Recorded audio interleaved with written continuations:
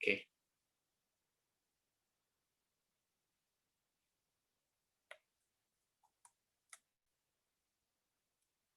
Sudah terlihat share screen-nya? Udah, Kak. Udah, Kak.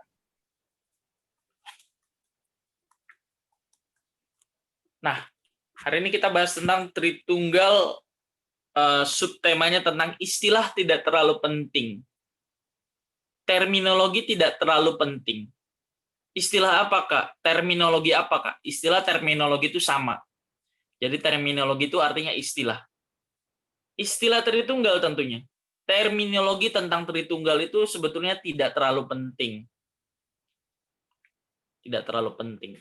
Tapi yang penting kita memahami keberadaan Allah yang unik. Itu yang pentingnya. Jadi kalau kita ribut-ribut soal Tritunggal ya, Tritunggal lah, duit tunggal lah. Esensinya bukan itu. Esensinya adalah bagaimana kita memahami keberadaan Allah yang unik. Esensinya apa? Bagaimana kita memahami keberadaan Allah yang unik tersebut. Memang pada faktanya ya, atau realitanya memang di dalam Allah Elohim itu terdapat pribadi-pribadi. Faktanya demikian. Ada Allah Bapa, Allah Anak, dan Allah Roh Kudus. Ada Bapa, Tuhan Yesus, dan Roh Kudus. Tapi istilahnya jangan diributin. Istilahnya jangan diributin. Makanya hari ini kita bahas tentang istilah Tritunggal itu sebetulnya tidak terlalu penting.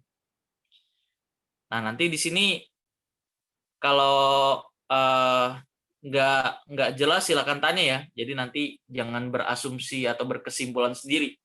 Wah, berarti Tritunggal itu nggak ada ya? Nanti dulu. Jangan mengambil kesimpulan terlalu cepat ya. Sekali lagi kita bahas Tritunggal, subtemanya istilah, terminologi itu tidak terlalu penting. Tidak terlalu penting bukan berarti nggak penting ya. Tidak terlalu penting. Nah, yang harus pertama-tama kita sadari adalah Tritunggal itu bukan rekayasa spekulasi pikiran manusia. Apa sih yang dimaksud dengan spekulasi? Spekulasi itu pendapat atau dugaan yang belum sesuai dengan faktanya. Spekulasi itu sesuatu yang belum pasti kebenarannya. Jadi seperti gambling. Nah, kalau Tritunggal dikatakan bukan rekayasa spekulasi pikiran manusia, artinya Tritunggal ini bukan hasil produk pikiran manusia. Bukan hasil produk pikiran manusia. Memang keberadaan Allah yang unik ini ada dan tidak perlu diragukan. Hanya dalam merumuskannya kita membutuhkan satu istilah yang sampai hari ini kita kenal dengan sebutan Tritunggal. Jadi spekulasi sekali lagi artinya adalah pendapat atau dugaan yang belum pasti kebenarannya. Nah, kalau dibilang sekali lagi ya nih, saya tekanin berulang-ulang. Kalau dikatakan Tritunggal itu bukan rekayasa spekulasi atas pikiran manusia, artinya ini bukan dugaan manusia. Ini bukan dugaan manusia atas sesuatu yang belum pasti kebenarannya. Nangkep nggak nih? Nangkep? Nangkep ya? Tapi memang realitas keberadaan Allah yang unik ini ada. Kalau kita menilai dari sudut perjanjian lama, memang Allah belum mewahyukan dirinya secara utuh, lengkap. Ya memang dalam perjanjian baru udah lengkap, udah utuh. Nah, nanti kita sedikit bahas ya. Yang jelas dalam perjanjian lama Allah belum memperkenalkan dirinya secara lengkap. Nah, baru di perjanjian baru, saya kasih pemahaman sedikit, kita juga sering bahas hal ini. Allah anak sendiri, atau salah satu pribadi dalam lembaga ilahi itu sendiri yang memperkenalkan siapa itu Bapa, siapa itu Anak atau dirinya sendiri, dan siapa itu Roh Kudus. Kalau perjanjian lama lewat perantara nabi ya, dan wahyunya pun terbatas. Karena memang orangnya terbatas pengertiannya dan belum ada fasilitas keselamatan. Tapi kalau perjanjian baru, Allah sendiri yang mewahyukan dirinya kepada manusia. Allah sendiri, salah satu pribadi dalam lembaga Elohim, itu sendiri yang memperkenalkan dirinya kepada manusia dan memperkenalkan siapa itu Allah Bapa, Allah Anak, dan Allah Roh Kudus. Makanya Tuhan Yesus disebut kepenuhan wahyu Allah. Jadi bahas sekarang kan, harusnya nanti saya bahas, tapi nggak apa-apa.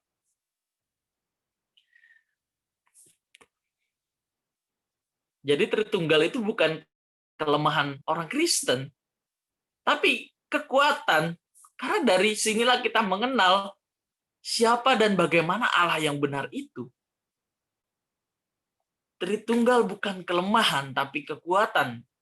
Karena dari Tritunggal inilah kita mengetahui siapa dan bagaimana Allah yang benar itu. Yaitu Allah Elohim, yang disebut Yahweh. Yang disebut Yahweh. Oke, mari kita lanjut. Hal Tritunggal bukanlah doktrin. Doktrin itu ajaran ya artinya. Hasil rekayasa spekulasi pikiran manusia, artinya sesuatu yang belum pasti kebenarannya. Oh, enggak. Sebab Alkitab jelas sekali ngomong. Alkitab jelas sekali menunjukkan bahwa keberadaan Allah ini baik dalam perjanjian lama maupun perjanjian baru. Bukannya tadi kau bilang perjanjian lama masih terbatas. Kita ini umat yang tinggal di perjanjian baru. Dan kalau kita udah tahu kebenaran ini, kita mau memandang perjanjian lama, ternyata di perjanjian lama Allah sudah menunjukkan. Tapi memang tidak sepenuhnya ya. Karena Elohim itu sendiri dipahami oleh bangsa Yahudi sebagai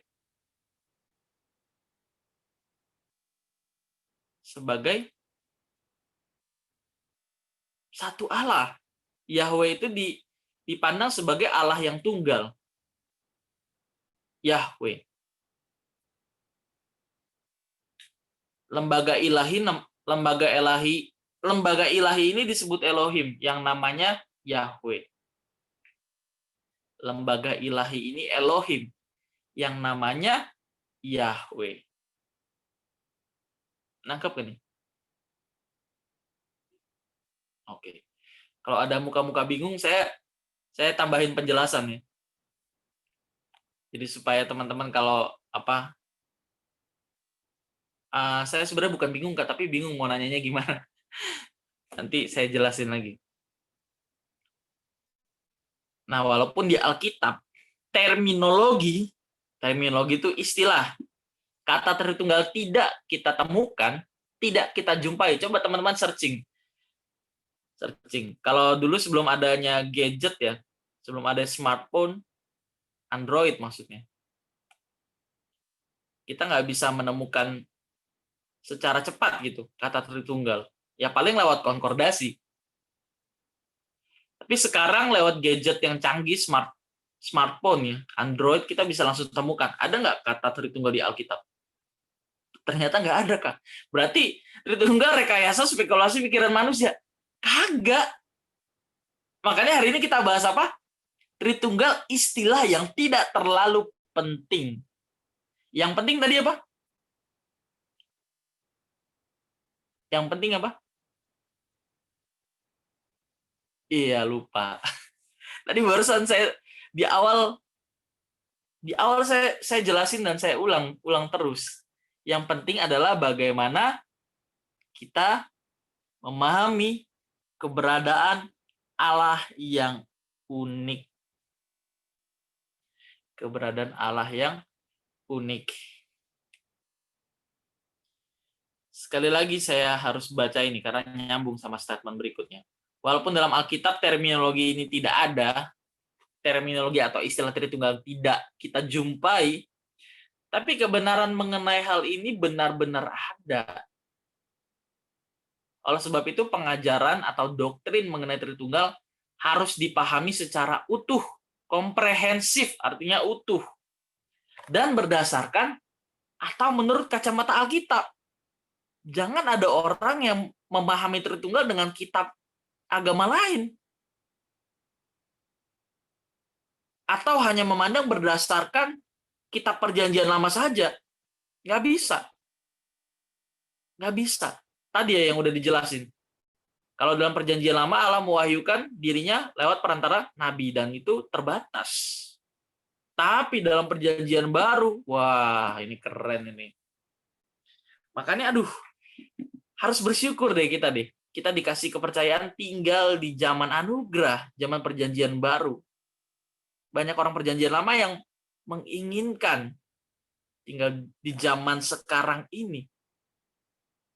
Mereka hanya tahu secara profetis. Mereka hanya tahu nubuatan akan adanya zaman anugerah. Mereka hanya tahu itu. Tapi kita tinggal di zaman ini. Ini betapa luar biasa. Luar biasa sekali kita dipercayakan tinggal di zaman perjanjian baru. Nah, cuma kalau orang Kristen nggak pernah belajar kebenaran firman Tuhan, sampai mati pun dia tidak akan mengerti panggilan yang dahsyat ini. Tidak akan pernah memahami panggilan yang agung ini. Oleh sebab itu pengajaran Tritunggal harus dipahami secara utuh ya, sekali lagi. Utuh, komprehensif. Komprehensif. Kalau teman-teman suka ngikutin YouTube ya, debat gitu. Jadi ada satu pendeta, dia keluar dari sinode yang besar ya. Kalian pasti tahu kalau saya bilang sinode yang besar ya. Keluar gara-gara bilang, nggak ada Tritunggal di Alkitab. Ngapain kita harus pakai istilah yang ada di Alkitab? Dia terlalu cepat mengambil kesimpulan ya. Tapi kan KOB tadi bilang, ini istilah yang tidak terlalu penting. Iya, betul. Betul. Nggak salah. Makanya ribet kan kalau bahas Tritunggal terus minta penjelasannya singkat lagi. Kan ada orang yang kayak gitu. Ketemu saya nanyanya pertanyaan susah, udah gitu minta jawabannya cepat lagi. Mana bisa? Kesannya kita kayak nggak bisa jawab gitu. Kesannya kayak kekristenan itu mentok gitu. Lu sendiri aja Kristen nggak tahu. Bukan nggak tahu, ini panjang penjelasannya. Jadi dikesankan kita sebagai orang Kristen nggak tahu ya. Ya memang faktanya begitu juga sih.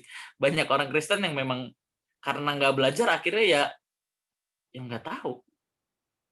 Bingung. Terjebak dalam kebodohannya sendiri.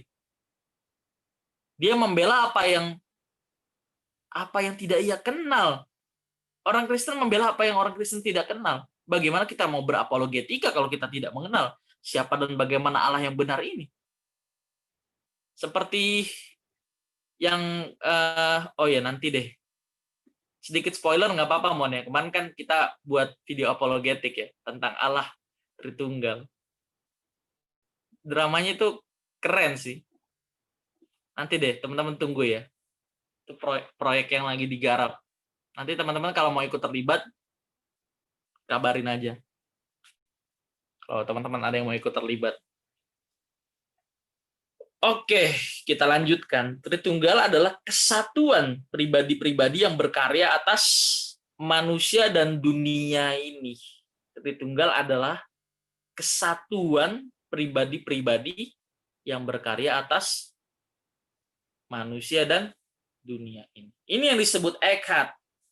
Ekad artinya adalah kesatuan pribadi-pribadi.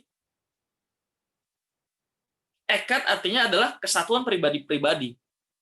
Atau pengertian lainnya adalah satu-satunya Allah atau Elohim yang benar. Nangkep nggak ya? Ekad artinya apa tadi?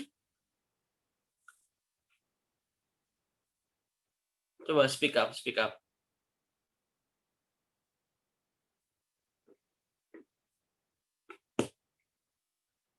Ekad artinya? Kesatuan, Kak. Kesatuan apa? Dari pribadi-pribadi di Elohim. kesatuan pribadi-pribadi yang agung. Apa aja tuh? Siapa aja? Allah Bapa, Allah Anak, sama Allah Roh Kudus. Oke, terus pengertian lainnya? Satu-satunya Allah yang benar. Satu-satunya Allah yang benar. Nanti kita bahas ulangan 6 dan 4 ya, tapi nggak sekarang. Nantinya itu maksudnya bukan sekarang. Wah, keren. Sekali lagi kalau memandang Tritunggal nggak boleh berdasarkan kacamata atau sumber lain. Sudah pasti salah. Sudah pasti beda.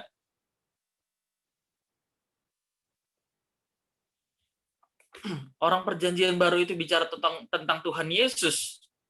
Tuhan Yesus memperkenalkan siapa dirinya, siapa Bapa dan Roh Kudus. Itu kan adanya di Alkitab, di kitab lain nggak ada. Kalau di kitab lain Tuhan Yesus dibilang lahir di bawah pohon kurma ya.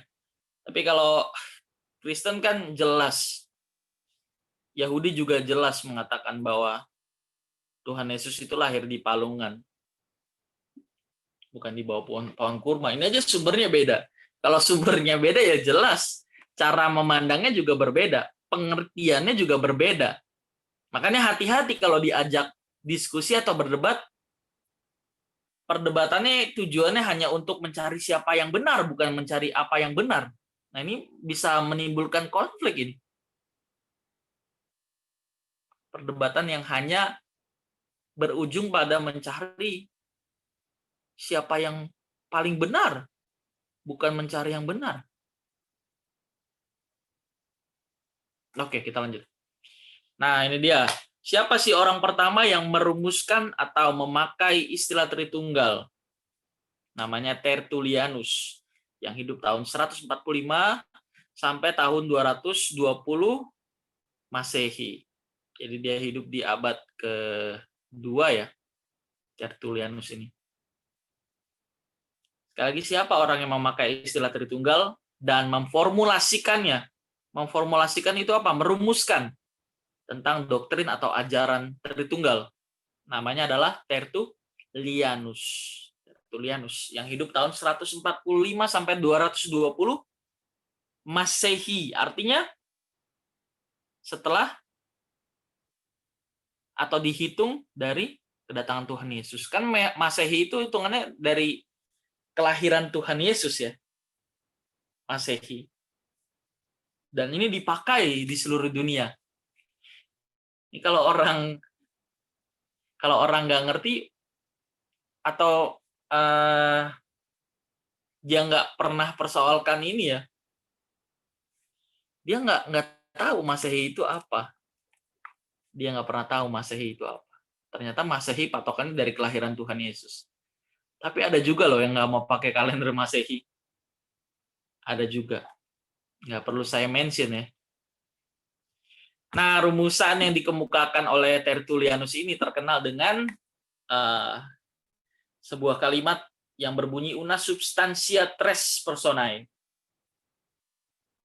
Una substantia tres personae. Artinya adalah bahwa Allah adalah satu dalam substansinya atau zatnya, dan tiga dalam personanya atau pribadinya. Una substantia tres personae. Artinya bahwa Allah adalah satu di dalam substansinya atau zatnya. Maksudnya apa, Kak? Sama-sama berunsur ilahi. Sehakikat. Satu tujuan. Dan tiga dalam personanya atau pribadinya.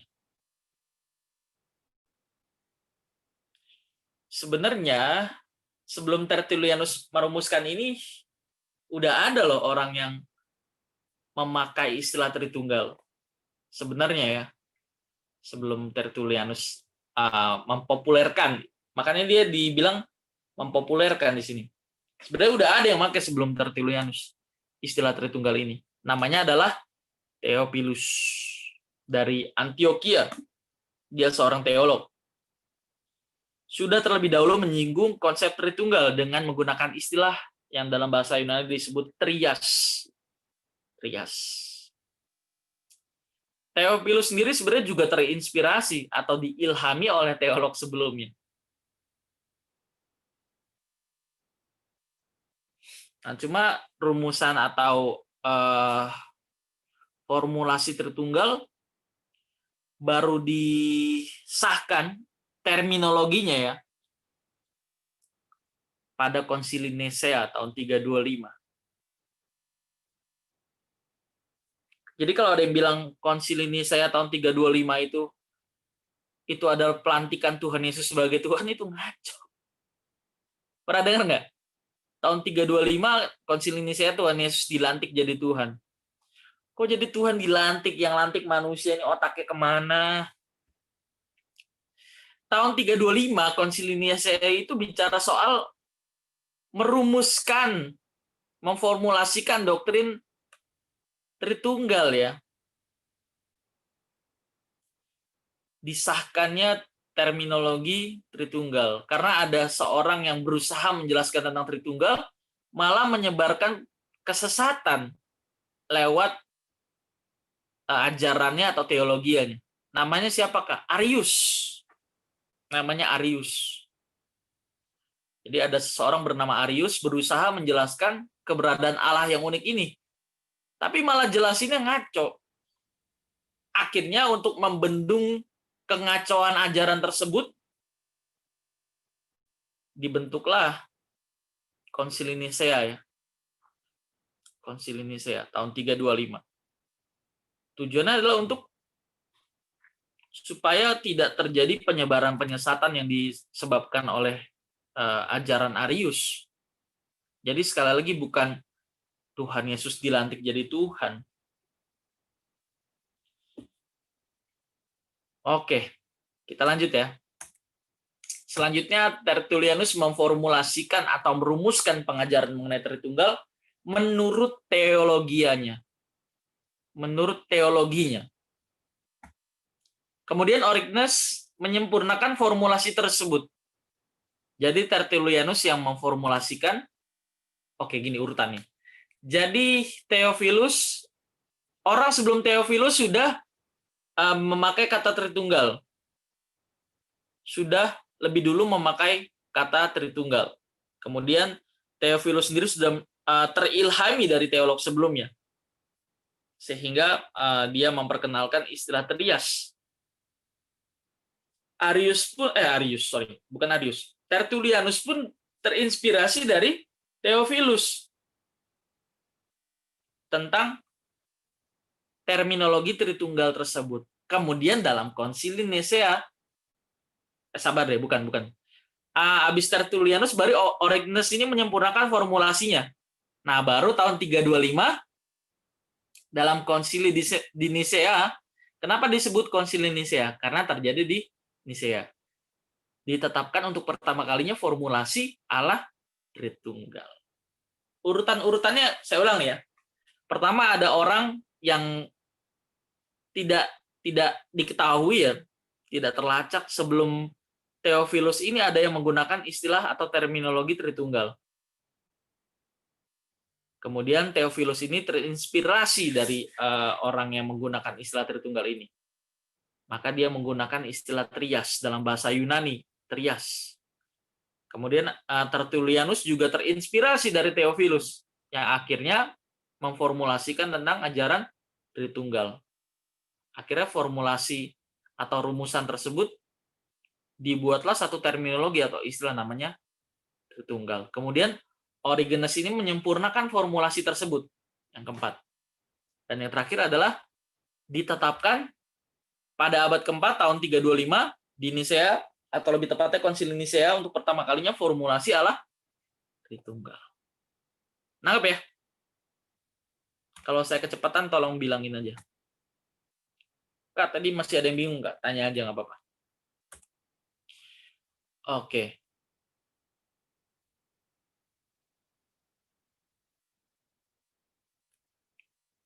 Orang Kristen penganut triteisme. Nah, ini dia nih. Jadi Tuhan lu satu apa tiga? Asik. Ini skripnya Raymond ini. Jadi Tuhan lu satu apa tiga?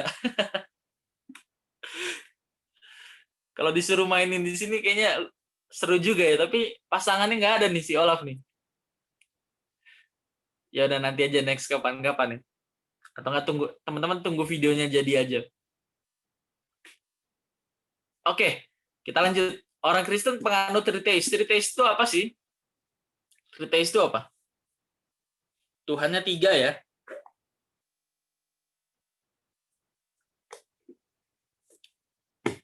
Kalau 4 apa namanya? Lebih dari 3 Bang. Politeis. Pengajaran mengenai Allah Tritunggal memang tidak mudah dipecahkan secara sempurna. Namun bukan berarti bahwa kebenaran mengenai Allah Tritunggal tidak dapat dipahami sama sekali oleh akal manusia. Jadi kalau ada yang bilang Tritunggal itu misteri sama sekali ya misteri ya. Salah. Sebab bagaimana bisa kita menyembah Allah yang keberadaannya misteri sama sekali? Nangkep nggak nih? Gimana bisa kita menyembah Allah yang keberadaannya misteri sama sekali? Tapi memang kita nggak bisa memecahkan secara sempurna.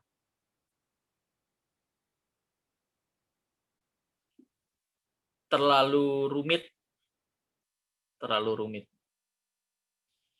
Kenapa nggak bisa memecahkan secara sempurna, Kak? Di dalam Allah Tritunggal itu kan ada Bapa, Anak, dan Roh Kudus ya. Bapaknya sendiri aja ini misteri. Bapa sendiri aja misteri. Gimana kita bisa memahami Tritunggal secara sempurna? Yang penting kita tahu apa yang menjadi kehendaknya sehingga kita bisa melakukannya. Tentu pertama-tama kita harus tahu siapa diri kita dulu. Cara tahu siapa diri kita apa? Gimana? Tentu dengan mencari tahu maksud tujuan Allah menciptakan manusia itu apa. Jadi orang yang menemukan Tuhan sama dengan orang yang menemukan dirinya sendiri. Itu maksudnya. Orang yang menemukan Tuhan adalah orang yang menemukan atau orang yang mengenal dirinya sendiri.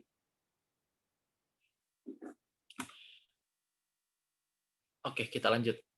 Harus ditolak dengan tegas bila ada tuduhan yang mengatakan bahwa agama Kristen memiliki 3 Allah atau triteis dalam arti sinkretisme. Maksudnya, Kak? Nah, ini dia nih. Jadi harus dipahami ya. Satu kesatuan kalimat ini nih. Kita harus menolak dengan tegas bila ada tuduhan yang mengatakan bahwa agama Kristen memiliki 3 Allah atau triteis dalam arti sinkretisme. Maksudnya sinkretisme apa?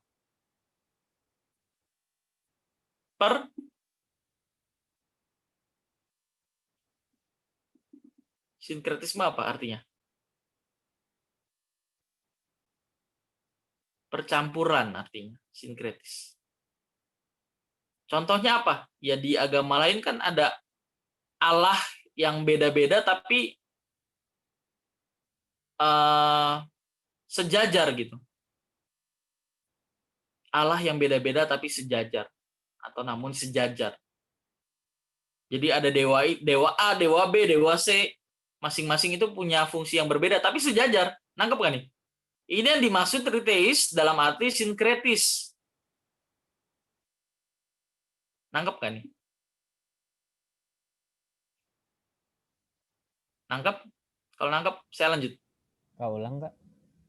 Oke. Memiliki 3 Allah atau triteis dalam arti sinkretisme atau sinkritis. Sinkritis ini sendiri artinya apa dulu nih? Harus dipahami. Artinya percampuran. Percampuran. Kalau dalam konteks pengajaran, percampuran berbagai macam ajaran. Tapi kalau dibilang Allah yang triteis dalam arti sinkretis, berartinya adanya Allah-Allah atau dewa-dewa yang berbeda, namun sejajar. Dewa A, dewa B, dewa C, dewa D, mau sampai dewa Z, tapi sejajar. Percampuran berbagai macam Allah atau ilah.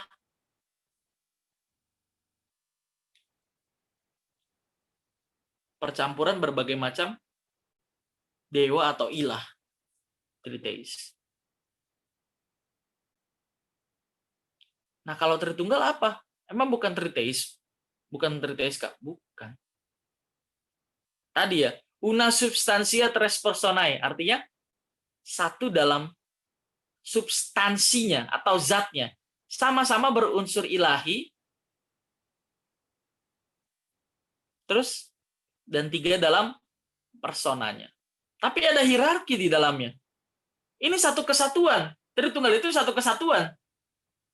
Kalau triteisme tidak satu kesatuan, masing-masing berdiri sendiri. Nangkep?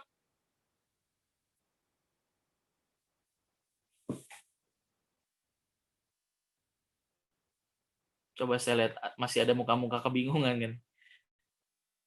Pada dimatiin sih kameranya sih. Cuma beberapa doang nih nyalain nih. Oke, kita lanjut ya. Kalau ada yang mau nanya, nanya aja ya. Supaya teman-teman nggak bingung. Nah, kalau begitu, kalau kita menolak ya dengan tegas bahwa agama Kristen memiliki tiga Allah dalam arti sinkretis, ini berarti kita mau mengatakan bahwa mereka juga mau mengatakan bahwa orang Kristen itu agama yang memiliki banyak dewa atau ilah ya, atau yang disebut politeis. Ini berarti merupakan tuduhan bahwa agama Kristen sejajar dengan agama-agama yang lain yang memiliki banyak dewa atau ilah, politeis. Ya oke lah, di agama Buddha kita bisa tahu ada banyak dewa ya. Triteis bukan Tritunggal. Nanti kita entah di pertemuan keberapa untuk menyelesaikan pembahasan ini, saya akan bahas deh apa sih bedanya Tritunggal, Triteis, dan Trimurti. Apalagi tuh Kak? Nanti ya. Tritunggal, Triteis, Trimurti bedanya apa tuh Kak? Nanti kita bahas. Tapi entah di pertemuan keberapa ya. Yang penting dasar-dasarnya dulu aja dibagiin. Nah, yang benar bahwa orang Kristen tidak menganut paham baik triteis maupun politeisme, tetapi monoteisme. Nah loh, pusing nggak tuh? Pusing nggak tuh? Tentu saja monoteisme kekristenan harus dijelaskan dengan tepat dan lengkap. Tidak sama dengan monoteisme dalam versi agama samawi lainnya. Maksudnya apa nih? Ini menunjuk apa nih? Ini mengacu pada apa? Mengacu atau menunjuk pada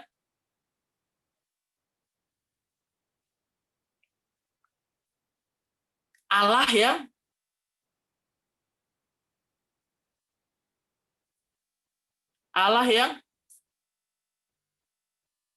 esa. Sekali lagi ya, yang benar adalah orang Kristen tidak menganut baik paham triteisme maupun politeisme, tetapi monoteisme. Loh, kok bisa gitu? Nggak triteis, nggak politeis, Tritunggal, tapi di dalamnya ada tiga, tapi bilang monoteisme. Bagaimana bisa? Tentu saja monoteisme dalam kekristenan, sekali lagi harus dijelasin dengan tepat dan lengkap.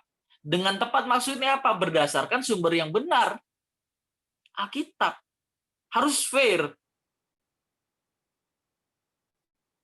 Tidak sama dengan monoteisme dalam atau versi agama samawi lainnya.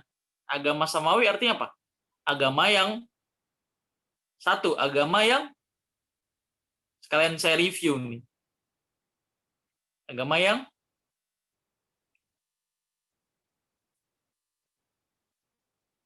mengaku ajarannya dari Allah ya kan?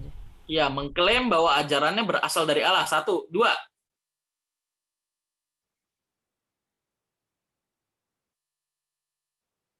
Dua ini yang sedang kita mau bahas nih.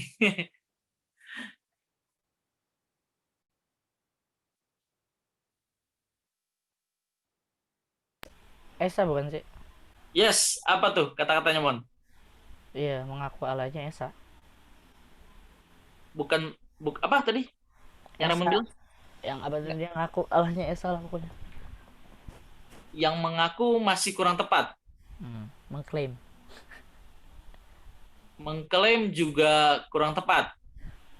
Roland nih jago kak. Roland, kasih tau Roland. Tadi diksi pertamanya apa, Mon? Sorry.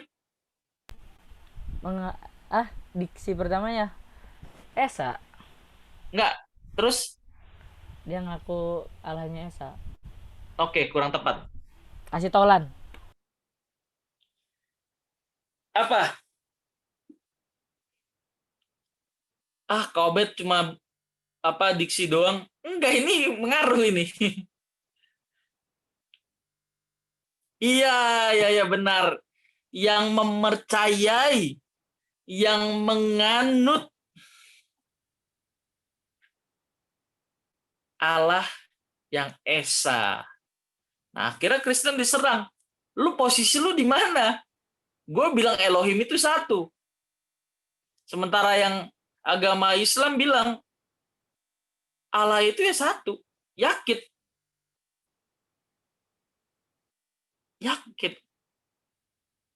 Nah, positioning lu di mana? Orang Kristen di pojokan ya. Tentu pengertian monoteisme. Nah, ini. Diperhatiin dong. Kata kuncinya. Tentu saja monoteisme dalam kekristenan itu berbeda dengan monoteisme versi agama samawi lainnya. Kenapa bisa beda? Kalau beda sendiri, ayo. Saya udah pernah jelasin nih. Kenapa lu bisa beda sendiri? Yang paling benar gue Yahudi. Karena gue lahir duluan. Ini sama aja kayak saya bilang yang sekarang. Terus yang Muslim bilang, yang benar gue. Karena gue menyempurnakan pengajaran atau wahyu sebelumnya. Nah, Kristen di tengah bingung. Saya pernah jelasin ini. Jawabnya adalah,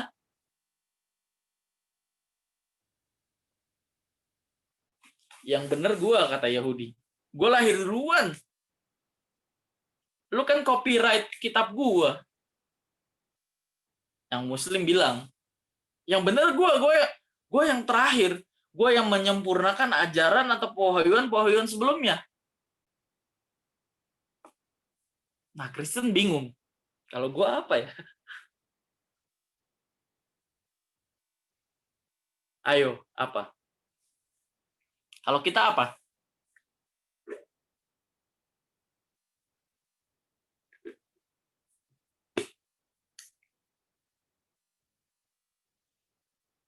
Ya jelasin dong. Coba speak up.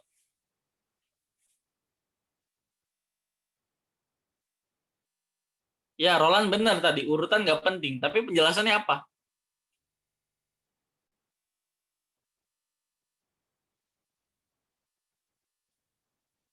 Ayo apa? Masa harus dipancing buku dulu nih? Dipancing buku mending dibaca. Tapi harus baca buku teman-teman ya. Punya budaya baca buku. Oke. Coba saya mau tanya. San.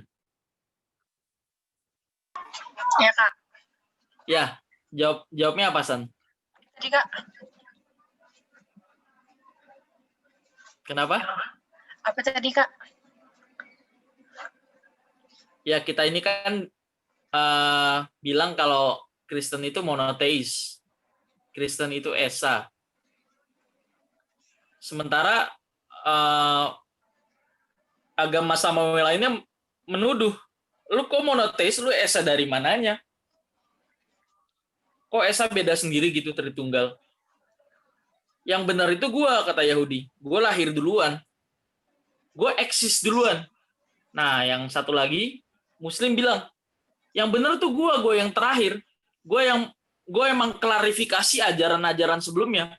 Gue yang menyempurnakan, gue yang melengkapi ajaran-ajaran sebelumnya. Nah, kita yang Kristen bingung di tengah. Posisi kita apa nih?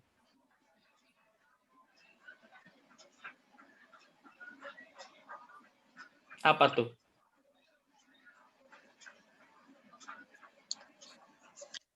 Apa ya kak? Lupa kak. Sama, saya juga lupa. Nggak bercanda. Apa? Coba Roland deh. Tadi Roland udah jawab nih. Tinggal diterangin aja, Lan. Oke, thank you, San. Saya ingatnya Apa-apa. yang waktu itu doang, Kak. Yang bahasa yang ngomong itu doang, Kak, yang urutan tidaklah penting. Nah, selanjutnya ini lupa gitu, Kak, penjelasannya. Ya udahlah, saya jawab lah biar cepet lah. Hari ini saya lagi baik ya. Biasanya saya jadiin PR tuh. Ntar nggak dikerjain lagi. Oke. Urutan itu nggak penting, betul. Kita di tengah, jadi posisi kita apa? Harus diingat bahwa perjanjian lama itu Allah belum memperkenalkan ya dirinya secara utuh. Allah belum memperkenalkan siapa dan bagaimana dirinya tersebut. Sementara di perjanjian baru tadi apa? Pribadi, salah satu pribadi dalam lembaga ilahi atau Elohim itu sendiri yang memperkenalkan dirinya. Tuhan Yesus makanya disebut sebagai kepenuhan wahyu Allah. Tuhan Yesus datang untuk memperkenalkan siapa itu Bapa, siapa dirinya, dan siapa itu Roh Kudus. Jadi sekali lagi Kristen dibilang Tritunggal itu kelemahan buat agama Kristen, salah. Itu kekuatan. Karena dari sanalah kita mengenal siapa dan bagaimana Allah yang benar itu. Jadi yang perjanjian lama clear ya, Yahudi clear ya. Clear ya. Nah, gimana nih kalau yang satu lagi? Kita kan posisi di tengah. Yang Yahudi udah kita klarifikasi nih. Udah kita jawab nih. Nah, yang sebelahnya lagi apa jawabnya? Pewahyuannya udah ditutup bukan sih? Udah di-close. Iya. Kita menutup semua kemungkinan-kemungkinan akan penjelasan siapa dan bagaimana Allah itu. Jadi kita yang jadi legal standing, kita yang jadi apa ya? Udah jelas sebenarnya, udah jelas siapa dan bagaimana Allah itu. Loh, kok Muslim katakan bahwa Allah itu Esa dalam pengertian satu? Kembali lagi dong ke Yahudi, kembali lagi dong ke pengertiannya Yahudi. Elohim atau Yahweh itu artinya satu.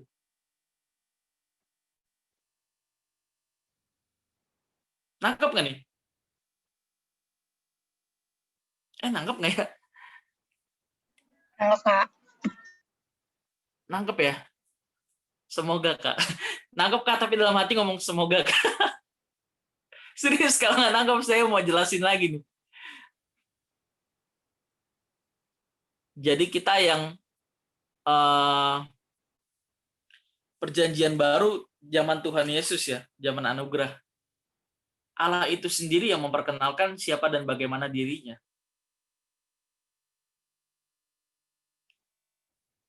Dan ini sekaligus menutup kemungkinan-kemungkinan akan terjadinya penyesatan di hari yang akan datang.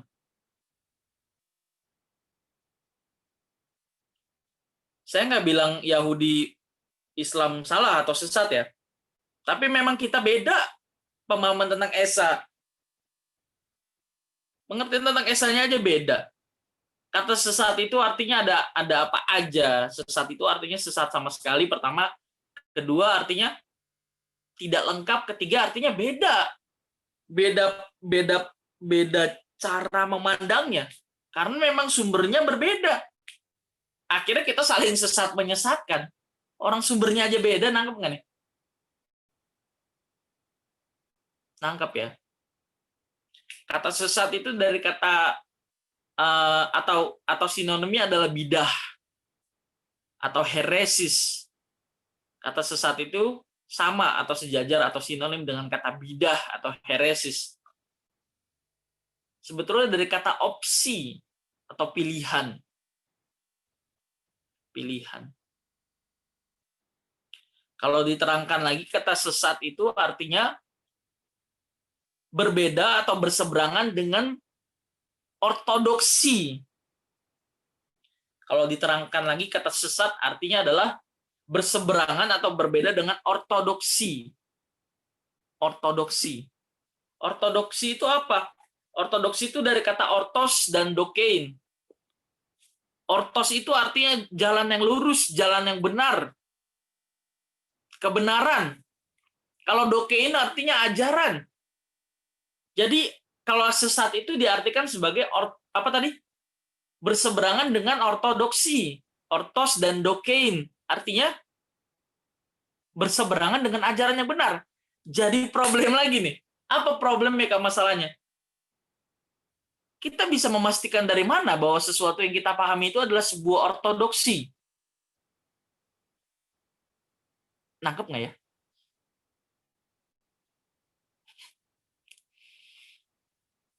Nangkep nggak ya? Iya. Iya aja lah, biar cepet, Kak. Ya udah. Kita lanjut ya. Tapi saya harap teman-teman kalau nggak ngerti, nanya. Yang harus saya tegaskan sekali lagi, saya tidak bilang Yahudi itu sesat atau salah. Atau Muslim itu sesat atau salah. Itu urusan mereka. Kita nggak ada urusan untuk menyesatkan mereka. Karena memang sumbernya berbeda. Yahudi tidak lengkap. Nah, kalau Muslim no comment. Yahudi nggak lengkap. Maksudnya nggak lengkap? Nggak ada perjanjian baru. Nggak ada perjanjian baru. Kita lanjut.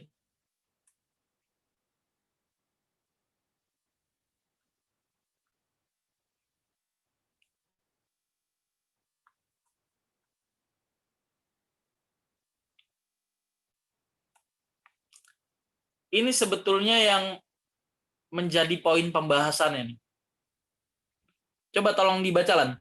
Tapi pelan-pelan, artikulasi jelas, tegas.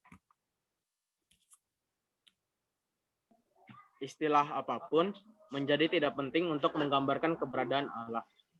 Tetapi yang penting adalah pengertian mengenai keberadaan Allah yang sangat unik ini. Ulang, Lan. Istilah apapun menjadi tidak penting untuk menggambarkan keberadaan Allah. Tetapi yang penting adalah pengertian mengenai keberadaan Allah yang sangat unik ini. Jelasin, Lan. Jadi, kakak mah sering lempar tiba-tiba. Nggak apa-apa. Istilah, sebenarnya yang kalau kita mau ngebahas tentang keberadaan Allah, istilah tentang Tritunggal, Triteisme, Monoisme, dan lain-lain yang tadi Kak Ubed sebut, itu tidaklah penting. Tapi yang sebenarnya yang penting itu kita gimana ngartinya kalau misalnya ada benar keberadaan Allah yang benar gitu, Kak. Oke. Thank you, Lan. Hari ini kan kita bahas Tritunggal, subtemanya tentang istilah tidak terlalu penting. Nah, ini kan yang sering diributin. Istilah Tritunggal ya. Tritunggal itu nggak ada di Alkitab. Terminologi atau istilahnya. Setuju. Sebagai orang Kristen kita harus mengatakan apa adanya. Memang nggak ada istilah atau terminologi Tritunggal di Alkitab. Tapi keberadaan Tritunggal itu jelas nyata di Alkitab. Jadi daripada kita ribut-ribut soal istilah, soal terminologi Tritunggal, untuk menggambarkan keberadaan Allah, sekali lagi, istilah Tritunggal untuk menggambarkan keberadaan Allah, mendingan kita cari tahu. Mendingan kita cari tahu keberadaan Allah itu seperti apa. Keberadaan Allah itu yang bagaimana. Jadi istilah sekali lagi menjadi tidak penting untuk menggambarkan keberadaan Allah. Tetapi yang penting adalah pengertian mengenai keberadaan Allah yang unik ini.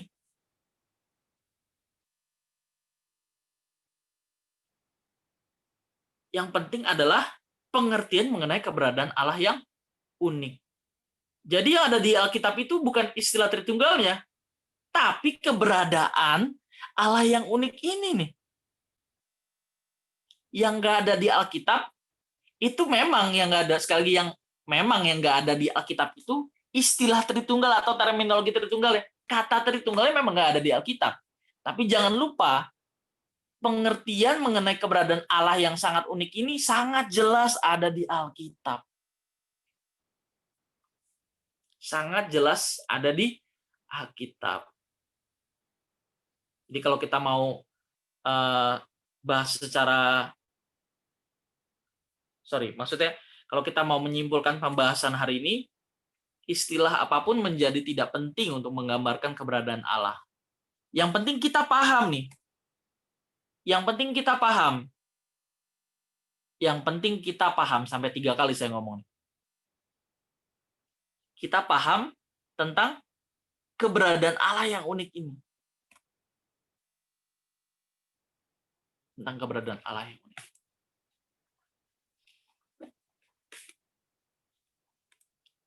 Oke, kita lanjut.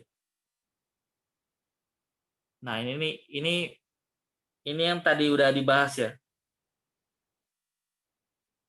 Kalau syarat ini nggak bisa dipenuhi, mendingan kita jangan berdebat ya. Jangan ladenin orang debat. Kecuali dia mau tahu ya, dia dengan rendah hati pengen tahu.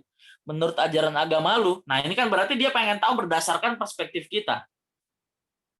Tapi kalau dia menilai Allah kita berdasarkan perspektif atau sumber kitabnya, nggak bakal ketemu. Harus berdasarkan perspektif kebenaran Alkitab. Pandangan negatif dan merendahkan ajaran terhadap Allah Tritunggal terbentuk karena mereka belum belajar dan belum mengerti apa yang dikatakan Alkitab mengenai Tritunggal. Emang apa yang dikatakan Alkitab mengenai Tritunggal? Ini nih, mengenai keberadaan Allah yang sangat unik ini. Banyak orang non-Kristen mencoba melihat konsep Tritunggal dari sudut pandang atau perspektif pandangan mereka sendiri yang tidak berdasarkan atau berlandaskan Alkitab. Banyak orang non-Kristen juga memandang Tritunggal berdasarkan premis. Premisnya sendiri. Premis itu apa? Asumsi. Premis itu apa? Dasar pemikiran. Yaitu premis atau asumsi atau dasar pemikiran yang dibangun dari kitab suci mereka sendiri. Nggak bakal ketemu. Ini terkait pengertian penyesatan kita yang ketiga. Apa tuh? Sesat itu artinya ada 3. Apa tadi? Yang sudah saya kemukakan? Ada 3. Coba minta tolong Dimas. Mas, ada 3 Mas. Apa aja tadi Mas? Yang pertama itu sesat atau salah. Sesat atau salah sama sekali. Yang kedua? Yang kedua itu enggak lengkap. Yang kedua tidak lengkap. Yang ketiga? Yang ketiga itu beda cara pandangnya. Beda cara pandangnya. Tadi sesat itu dari kata apa?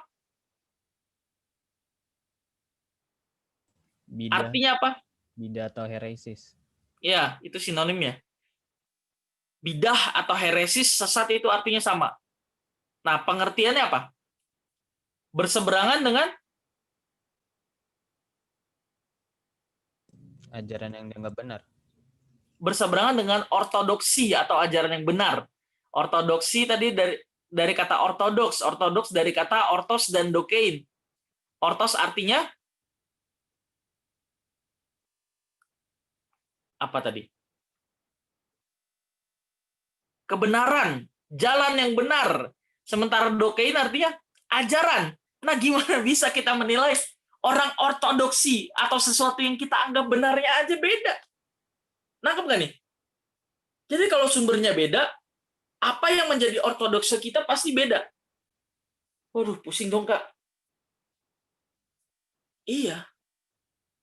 Nah, tapi kalau kita mau cari tahu ortodoksi yang benar, nah, kok ortodoksi yang benar? Bukannya ortodoksi ajaran yang benar, Kak? Yang saya maksud adalah ortodoksi di sini adalah yang tadi kita berdebat adalah ortodoksi menurut versinya masing-masing. Tapi kalau kita mau bicara soal ortodoksi yang benar-benar, kita harus melihat dengan jujur, baik dari kacamata sejarah atau historis. Yang tadi, yang mana tuh, Kak? Pada tahun 1440 Masehi, Yahudi lahir. Kristen tahun 100 Masehi, atau pada abad pertama ya, abad pertama Masehi. Baru agama Muslim 600-700 tahun kemudian setelah adanya agama Kristen. Nah, secara historis kita udah bisa menilai. Tadi kita posisinya di tengah. Yahudi bilang, gue lahir duluan, gue lebih benar. Lo ngopi kitab gue, copyright, perjanjian lama yang lo pakai kan kitabnya gue. Terus Muslim bilang, oh enggak, gue yang mengklarifikasi semua ajaran lo. Kita yang di tengah gimana? Tadi jawabnya adalah, kitab lu nggak lengkap, bro. Di kitab lu nggak tahu kalau Elohim itu ternyata jamak, di dalamnya ada Bapa, Anak, dan Roh Kudus. Kalau yang sebelah sini apa tadi jawabnya? No comment, bro. No comment, bro. No comment. Dari cerita Abraham aja udah bisa tahu. Yahudi bilang yang disembelih itu siapa? Ishak. Yahudi loh. Ceritanya kan kita semua punya cerita Abraham di kitabnya masing-masing. Di kitab Yahudi ditulis yang disembelih itu Ishak. Di kitab kita yang disembelih siapa? Ishak. Loh, kok di kitab mereka bisa mengatakan yang disembelih itu Ismail? Ini makanya tadi saya bilang no comment lah udah. Dasar pemikiran kita berbeda, sumber kita berbeda, ortodoksi masing-masing kita berbeda. Tapi kalau kamu mau tahu siapa dan bagaimana Allah yang benar, you harus lihat Alkitab. Tapi kalau lu mau tahu yang benar, lu harus lihat Alkitab. Karena pengertian Esa itu bukan hanya yakit satu dalam arti tunggal, tapi juga ada pengertian ekat yang artinya apa tadi? Ada dua. Satu kesatuan dan satu-satunya Allah yang benar. Ada lagi selain itu, namanya dual. Dual artinya satu dalam arti sepasang. Oke, kita lanjut.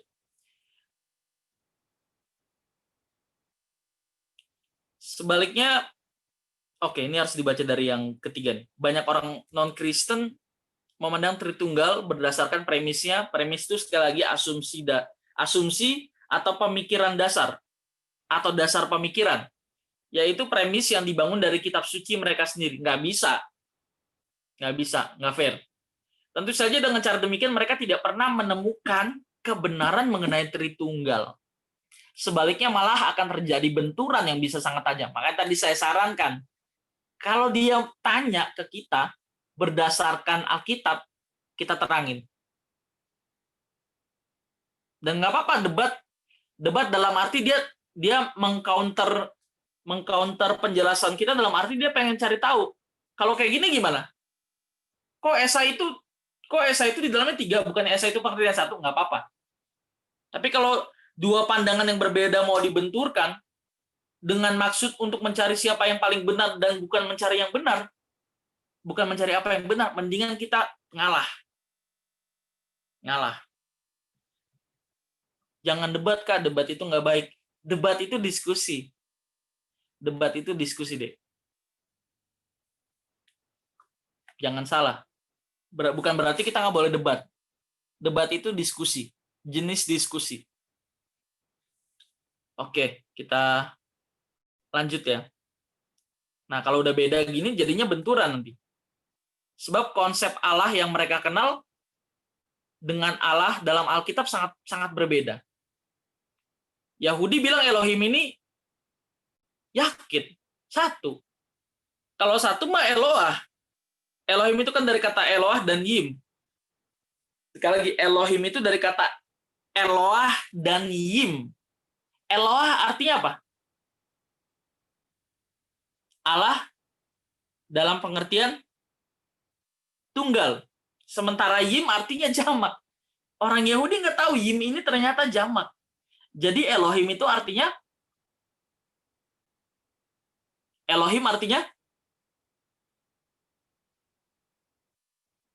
artinya apa, Mon? Elohim, Mon? Artinya Eloah dan Yim. Allah, tapi dalam Allah itu jamak. artinya Yim itu jamak. Allah yang jamak. Allah yang jamak. Oke. Apalagi? Para Allah. Iya, Sansan bener. Elohim itu artinya para Allah. Menunjukkan keberadaan Allah yang jamak. Orang Yahudi nggak tahu Elohim ini ternyata jamak. Allah di sini dalam bahasa Ibraninya Elohim. Orang Yahudi nggak tahu Elohim ini ternyata jamak dari kata Eloah dan Yim. Artinya para Allah. para Allah. Kita lanjut. Nah, ini dia, harus fair. Dia nyerang kita tentang Tritunggal, tapi dia pakai konsep mereka, pakai sumber mereka, yang nggak bisa. Pakai kitab mereka, yang nggak bakal ketemu. Kalau mau fair apa, Kak? Ya harus dengan rendah hati mau menerima penjelasan dari perspektif Alkitab. Tentu mengenai Allah Tritunggal. Dengan cara yang benar ini, mereka pasti akan dapat menemukan kebenarannya. Kenapa mereka nggak berani? Kenapa mereka nggak berani memandang berdasarkan Alkitab? Kalau mereka seandainya dengan rendah hati, jujur, mau mempelajari berdasarkan perspektif Alkitab, mereka pasti pindah agama. Mereka pasti pindah agama. Kenapa pindah agama, Kak? Karena mereka baru tahu, mereka baru menemukan. Ternyata Allah yang benar itu adalah Allah Tritunggal. Ya tentu istilahnya ini nggak terlalu penting. Yang penting keberadaan Allah yang unik ini, yaitu Allah Elohim yang disebut Yahweh, yang di dalamnya ada Bapa, Anak, dan Roh Kudus. Una substantia tres personae. Satu dalam substansi atau zatnya, dan tiga dalam personanya atau pribadinya. Dan terkait dengan hal ini salah baca. Terkait dengan hal ini kita tidak perlu meladeni perdebatan dengan mereka yang tidak memahami Allah Tritunggal berdasarkan Alkitab. Perdebatan hanya membuat luka hati yang menciptakan disharmonisasi antara umat beragama. Disharmonisasi itu antitesis dari harmonisasi, kerukunan. Disharmonisasi berarti ketidakrukunan. Masing-masing kita pasti terluka. Ujung-ujung perdebatannya itu. Padahal debat itu tujuannya adalah saling melemparkan argumen, mengemukakan argumen untuk mencari solusi atau untuk mencari kebenaran.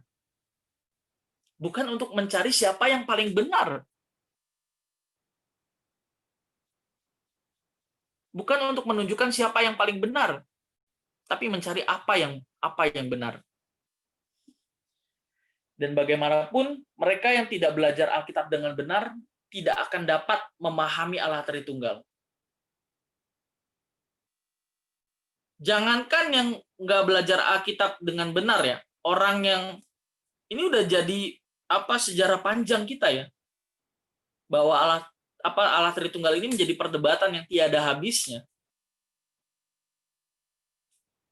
Jangankan yang nggak belajar Alkitab, yang belajar Alkitab pun masih bisa salah. Kalaupun nalar mereka sedikit, nalar itu pengertian ya, pemahaman, logika. Kalaupun pikiran mereka sedikit memahami, tetapi mereka tidak akan bersedia menerima. Hal ini disebabkan karena pandangan yang sudah ada dalam pikiran mereka dan yang sangat mengakar kuat atau radikal. Radikal itu artinya mengakar di dalam diri mereka selama bertahun-tahun. Lu jangan makan babi ya, makan babi haram. Lu jangan makan anjing ya, makan anjing haram. Makan babi haram, makan anjing haram, makan babi haram. Gedenya nggak mau dia makan anjing babi. Padahal babi itu enak ya.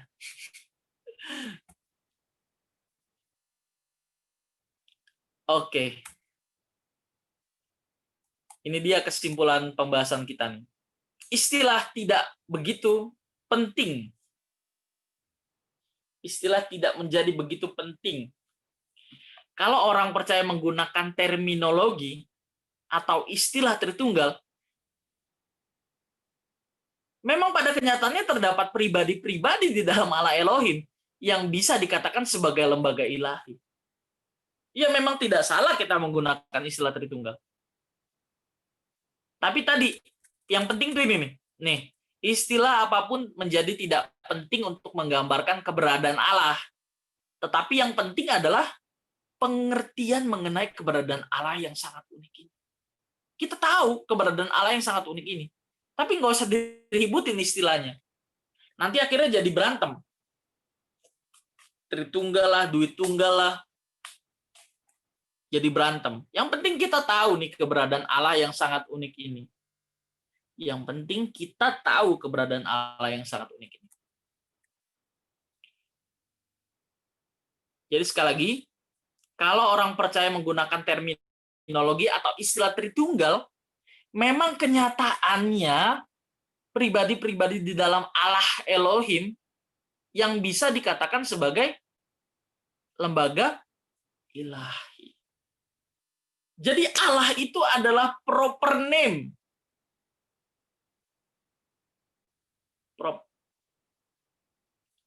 Teman-teman pernah saya bahas ya tentang proper name, generic name. Pernah nggak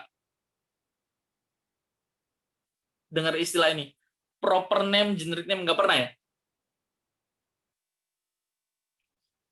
Allah di sini artinya umum. Umum. Tapi kalau udah masuk kepada Yahweh itu berarti udah khusus. Contoh kayak taman. Taman itu kan umum. Kalau taman segitiga berarti kan mengacu pada satu taman ya. Yang disebut taman segitiga.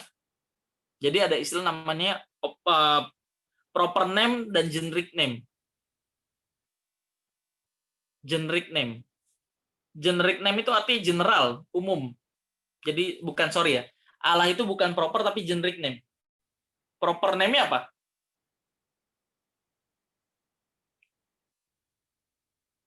Proper name-nya apa? Allah di situ kan Elohim ya. Kalau kita, kenapa Kak Allah kok dalam kurung Elohim? Masih ada nggak yang bertanya-tanya seperti itu? Ya karena kalau Allah saja kita nggak tahu. Ternyata Allah di situ jamak, makanya kita pakai kata Elohim. Artinya para Allah. Elohim di sini generic name, artinya apa? Allah di sini generic name, artinya apa? Umum. Kalau proper name-nya apa? Tadi saya udah kasih contoh tuh. Iya, Yahweh. Yahweh. Kak, tapi penyebutan Yahweh kan huruf vokalnya nggak ada, Kak. Nah, itu dia nanti ya kita bahas ya. Kan yang seharusnya yang tertulis itu kan YHWH. Lah, huruf vokalnya dari mana, Kak? Lu tambahin sendiri, Kak. Ya kan kebanyakan orang menyebutnya demikian, Yahweh. Nanti kita bahas satu waktu ya. Kita bahas satu-satu. Kita bahas. Tadi aja belum yang saya bandingkan Triteis, Trimurti, Tritunggal itu nanti belum kita bahas. Nanti kita bahas lagi Yahweh itu huruf vokalnya dari mana dan Yahweh itu artinya apa, Kak? Nanti kita bahas satu-satu tapi. Oke, kita lanjut. Sulit untuk menemukan suatu istilah untuk menggambarkan keberadaan Elohim yang disembah oleh Abraham, Ishak, dan Yakub. Sekali lagi, kenapa Allah dalam kurung Elohim? Sama, Elohim itu artinya Allah. Tapi kalau kita Allah saja tanpa menggunakan Elohim, kita nanti bingung, ini Allah dalam arti apa nih? Kalau Elohim kan jelas para Allah. Allah itu artinya Elohim. Dan kita tahu Elohim itu jamak. Oke, kita baca ulang ya. Sulit untuk menemukan satu istilah untuk menggambarkan keberadaan Allah Elohim yang disembah oleh Abraham, Ishak, dan Yakub. Allah Israel yang menjadi sesembahan orang percaya. Memang sulit sih untuk menemukan istilah ini. Memang sulit. Kenapa ini ditetapkan sebagai satu istilah tadi di Konsili Nisea tahun 325? Jawabnya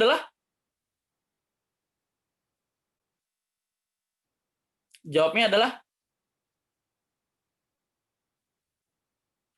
kenapa? Ya, Lan, ngomong aja, Lan.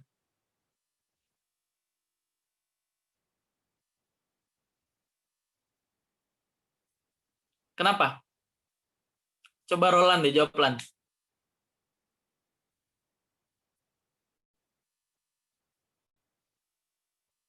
Kenapa Tritunggal ini diformulasikan atau dirumuskan pada tahun 325? Tadi untuk apa? Untuk belum di unmute.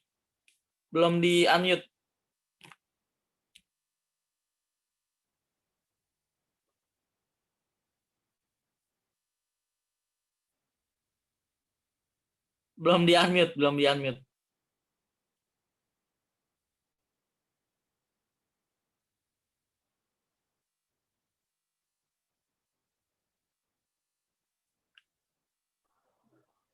Kakak manggil saya, Kak. Iya, Oh, saya nggak tadi kedengeran. ini, Kak. HP saya keluar sendiri tadi. Oh ya, ya udah nggak apa-apa. Tapi dengar nggak tadi yang saya tanya? Enggak, Kak, ulang, Kak. Baru join tadi soalnya. Ya udah, oke deh. Ya deh, ya. Oke, makasih Lan, nggak apa-apa. Ya.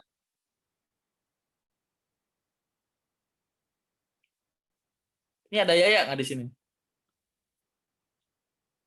Oh, Yaya nggak ada ya? Ya udah, Acel ya, Acel.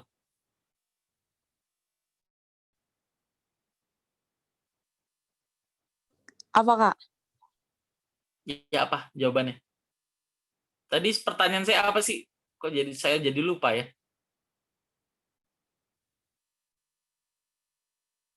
Ada yang ingat nggak Apa? tadi? Aku lupa pertanyaannya. Oke. Ada yang ingat nggak tadi?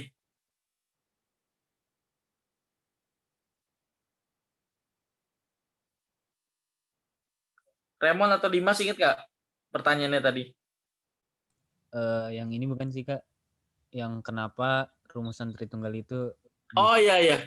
Oh ya tadi Acel belum masuk. Ya udah Dimas jawab deh. Tadi pas bagian itu Acel belum masukin. Kenapa Mas tadi Mas? bentar ya Kak, semoga ingat Kak.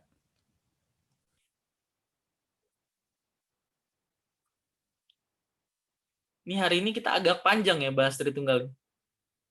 Ya pertanyaannya adalah untuk apa istilah Tritunggal atau ajaran Tritunggal itu dirumuskan tahun 325?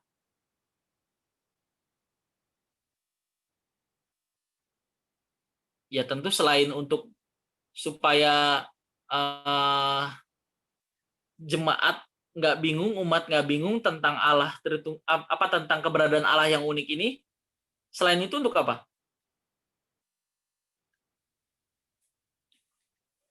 Keluhnya apakah? Keluhnya oknum-oknum.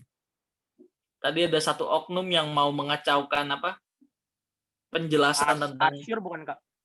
Arius. Asyur. Iya bener, Arius. Gimana penjelasannya coba? Karena waktu pas udah dibuat yang ditetapin nama Theophilus ya, Theophilus yang nemuin pertama. Lupa kan namanya. Rias Lan. Tertullianus. Siapa, Kak? Tertullianus. Tertullianus. Nah, pas ditemuin terus ada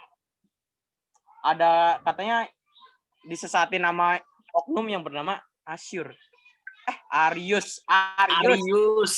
Asyur. Bukan Siti, bukan lagi bahas dewa. Makanya ditetapin di Komilis Signea. Aduh, lupa itu kan namanya. Konsili Nicea. Gimana nih? Tipe semua Roland. Ya udah nggak apa-apa. Gini, saya kasih penjelasan sedikit ya. Jadi memang dulu umat itu banyak yang bingung tentang keberadaan Allah yang unik ini di dalam Alkitab. Belum lagi pertanyaan-pertanyaan dari orang Yunani ya, pemuda Yunani yang belajar filsafat Yunani. Jadi gimana untuk menjelaskan ini dan untuk menjawab pertanyaan-pertanyaan yang meresahkan tersebut? Gimana tentang keberadaan Allah yang unik ini? Maka ada seseorang yang bernama Arius, dia berusaha, sebetulnya dia awalnya niatnya baik, dia berusaha untuk mau memberi penjelasan tentang keberadaan Allah yang unik tersebut. Namun pada akhirnya dia malah membangun satu rumusan yang menyesatkan. Pada akhirnya Arius yang tadinya awalnya berniat untuk mau menjelaskan tentang keberadaan Allah yang unik tersebut, akhirnya malah memberikan penjelasan yang menyesatkan tentang keberadaan Allah yang unik. Makanya ada istilah Tuhan kecil, Tuhan besar, God mayor, God minor. Tapi pengertian Arius ini lebih fatal. Lebih fatalnya gimana, Kak?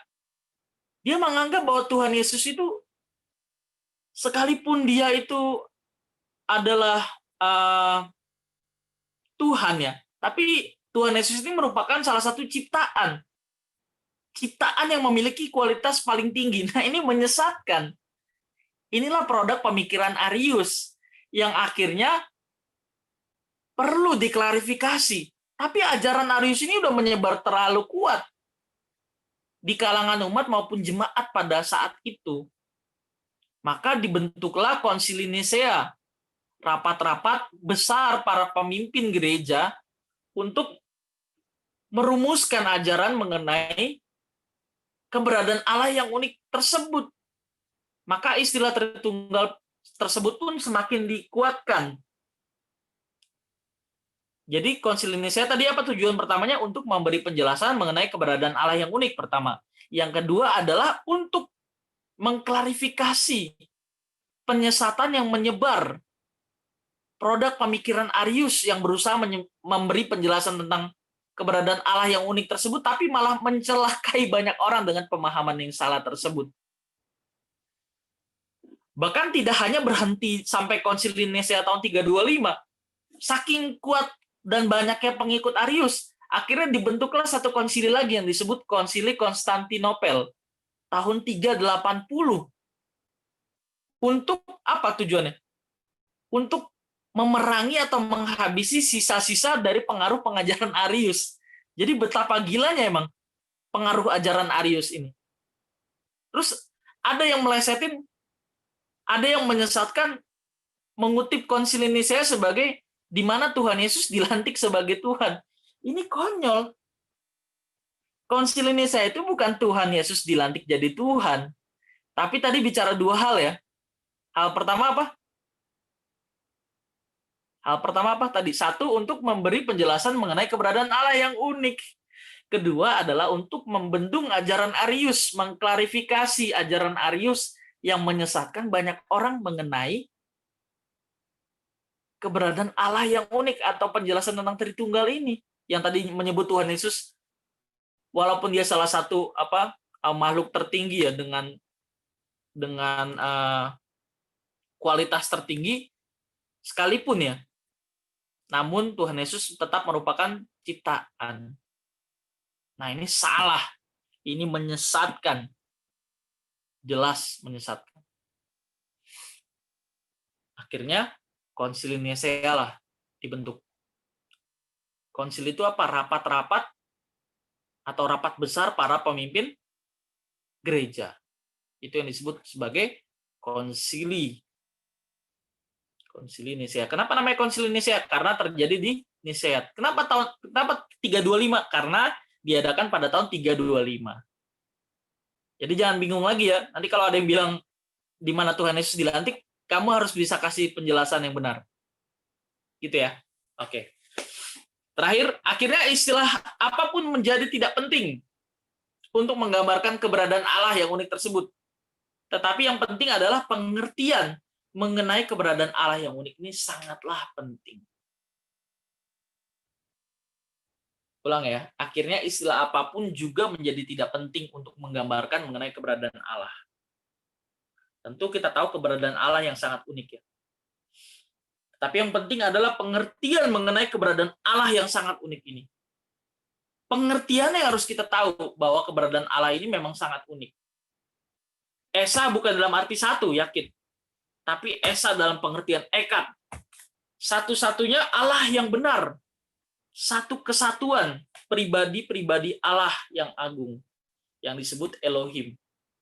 Yang bernama Yahweh. Oke. Materinya sudah habis hari ini. Apakah ada pertanyaan?